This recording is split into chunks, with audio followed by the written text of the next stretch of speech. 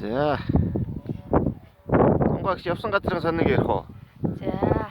Манай Самгалдаа төвийн Дархан уул аймгийн Хаан тэнгэрийн Самгалдаа төвийн хамт олон бид 6 сарын 28-нд анх гараагаа эхлээд тэгээд одоо нийтдээ 38 хоног явж байна. Энд бол Монгол орны баруун талыг тэр чигээр нь баруун талыг 18 аймаг за 20 гаруй сум 30-аад сумыг бид өнөөдөр туулсан. Энэ дээр бол яах вөхөр бид хар цагаан хөх лусыг дагуулж ингэж явж байгаа.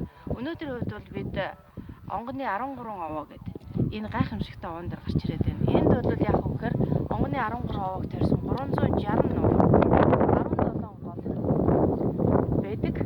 Энэ бол Монгол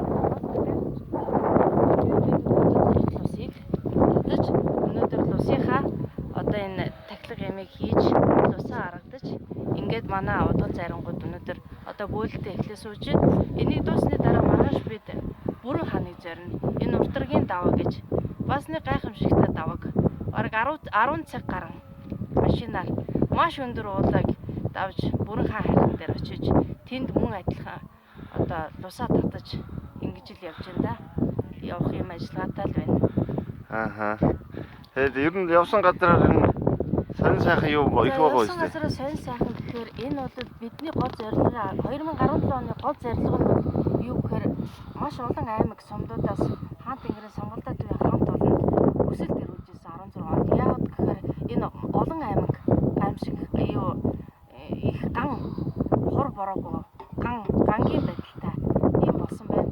Тэгээд энэний дагуу бид өнөөдөр лусыг татаж, лусыг баясгаж ингэж явснараа өнөөдөр олон аймагуудад хур бороог айлчлуулж, ингэснээр ган тайлж, өв сургамлыг сэргээж ингэж явж байгаадаа маш их баяртай байна.